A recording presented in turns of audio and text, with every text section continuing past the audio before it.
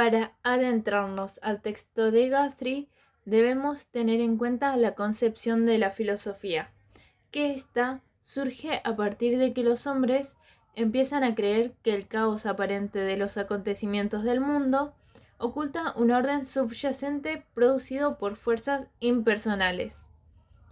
El hombre prefilosófico se considera a merced, dependiente de una fuerza o voluntad ajena, de fuerzas superiores e incomprensibles. En Grecia, el politeísmo mediante los poemas homéricos contaban con una explicación personal, no sólo de fenómenos externos y físicos, sino también los impulsos psicológicos imperiosos, por medio de los cuales el hombre siente, igualmente, que está en poder de algo que escapa a su propio control. Dicha creencia sostiene que los poderes que gobiernan el universo se ocupan íntimamente de los asuntos humanos.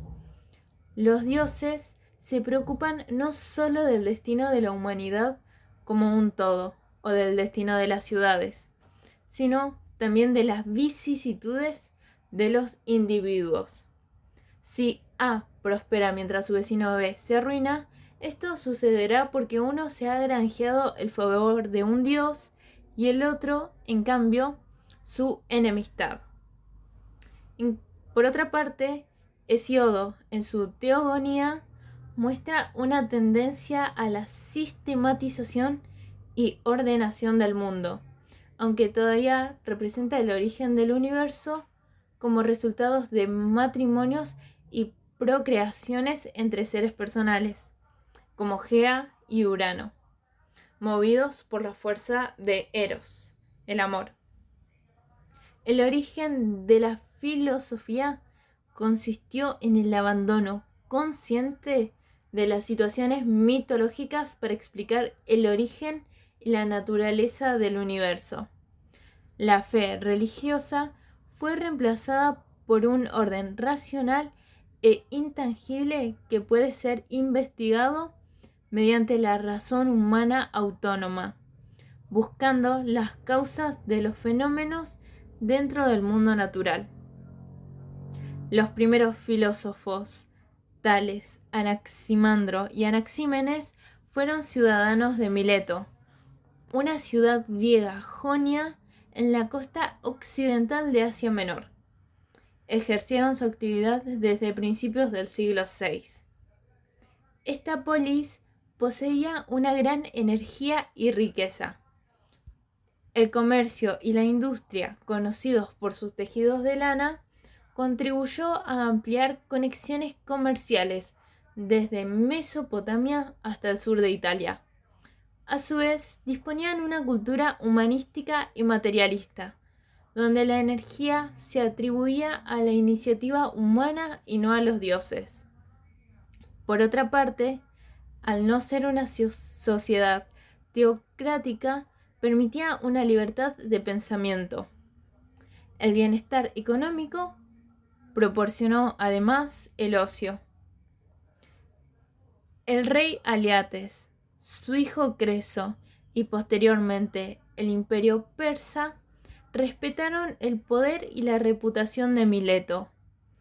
Esto permitió que la ciudad conservara una posición de privilegio e independencia y continuó viviendo su vida sin mayores interferencias. Debido a su ubicación geográfica, Tales viajó a Egipto. Los pueblos egipcios y mesopotámicos estaban interesados únicamente en que la ciencia tuviera una finalidad práctica. La geometría egipcia, por ejemplo, surgió de la necesidad práctica de volver a medir las parcelas debido a la invasión del río Nilo. Estos pueblos desarrollaron un saber puramente técnico, basándose en el acierto y en el error, que finalmente daba efecto. Ellos no sintieron la curiosidad por el por qué daba efecto. Esto debido al dogma religioso que les impedía el libre debate de la razón. mientras que, por otra parte, el griego preguntó ¿por qué? Y este interés por las causas le indujo inmediatamente a otra pregunta, la pregunta sobre la generalización. Mientras el egipcio usaba el fuego para fines prácticos distintos, el griego se preguntó por la naturaleza del fuego en general.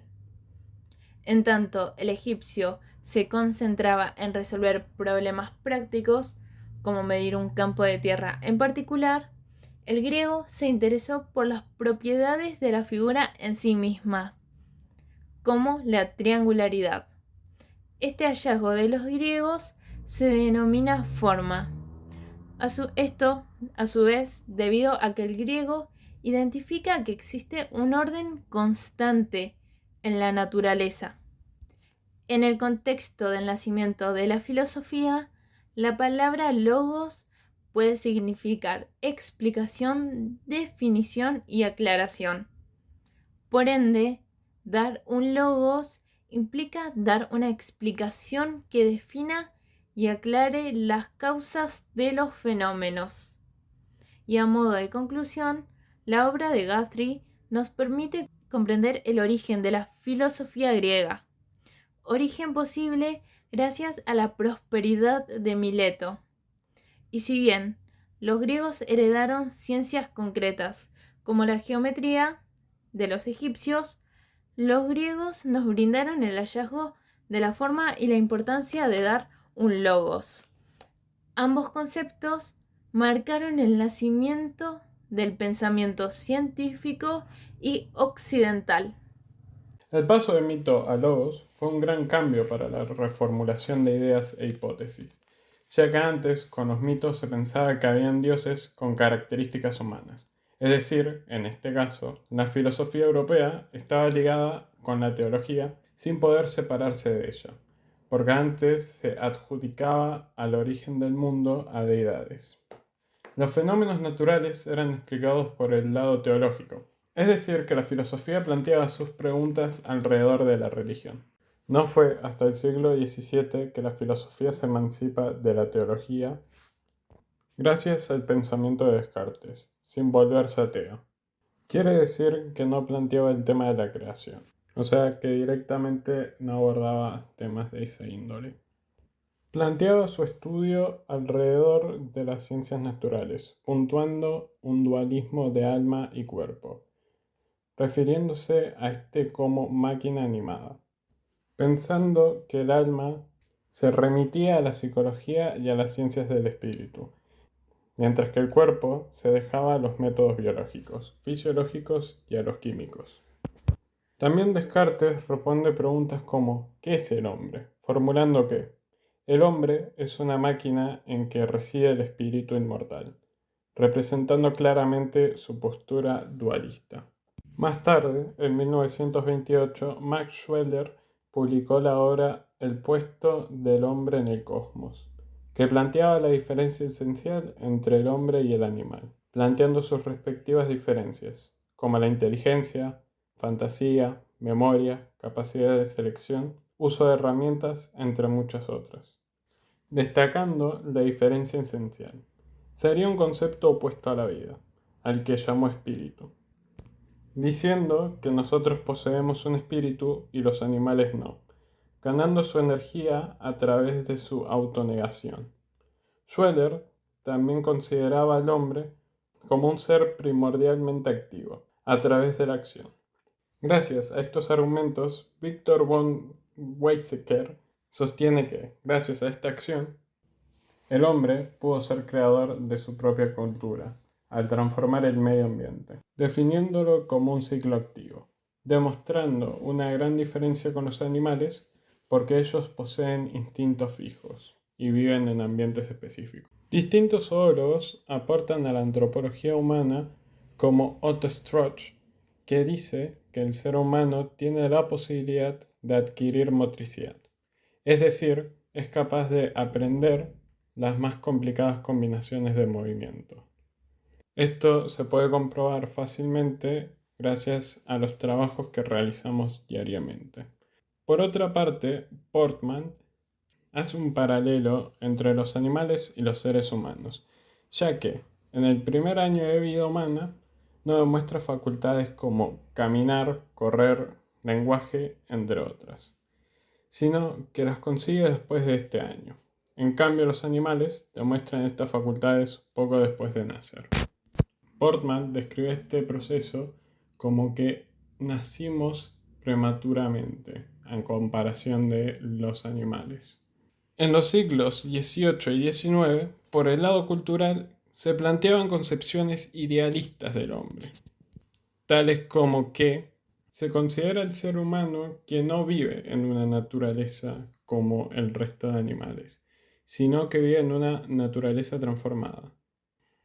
Esto se fundamenta a través de cómo vivimos, cómo es nuestra sociedad y el cómo hemos transformado el medio ambiente para nuestro propio beneficio. Aparte, cada cultura posee su propia interpretación del mundo global. Esta interpretación se debe a series de actos que pueden ser simbólicos. Esta serie de actos se definen por su propia cultura, o sea, no es universal. Siguiendo por este tema, Nietzsche sostenía que el ser humano era un animal no fijado. Es decir, que el ser humano no posee ningún tipo de estabilidad y es propenso a ser caótico.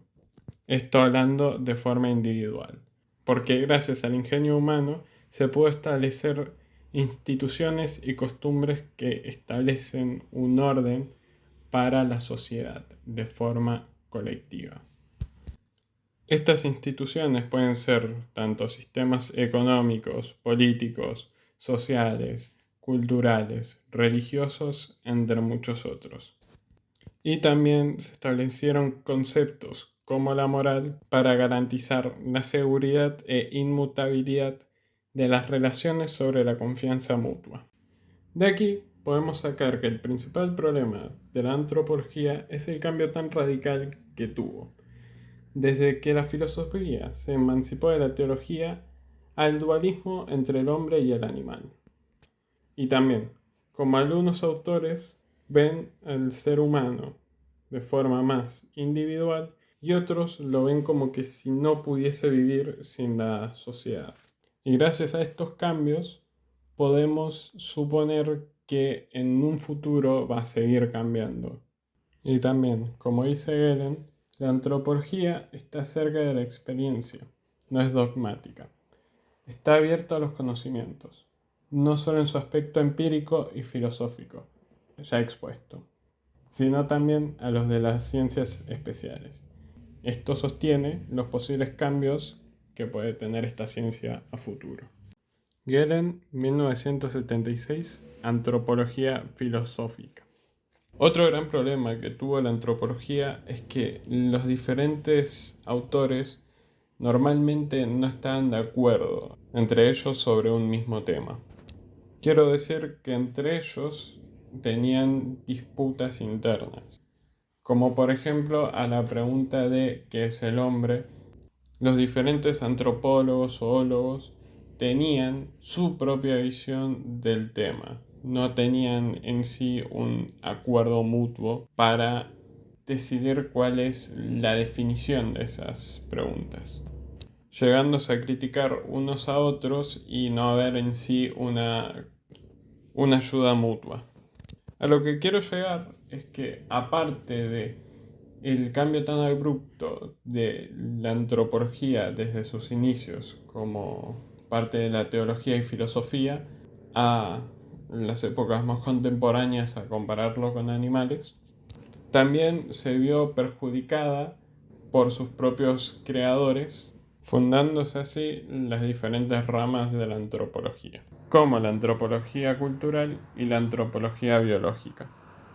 La bibliografía usada para este video fue la del autor Guthrie, 1984, capítulo 2, Los comienzos de la filosofía en Grecia, en Historia de la filosofía griega, tomo 1, los primeros presocráticos y los pitagóricos. Madrid, Gredos, página 37 a la 48. También se usó la de Arnold Gelen, 1993, Contribución de la historia de la antropología. En Antropología Filosófica, Buenos Aires, Paidós, página 23 hasta la 40.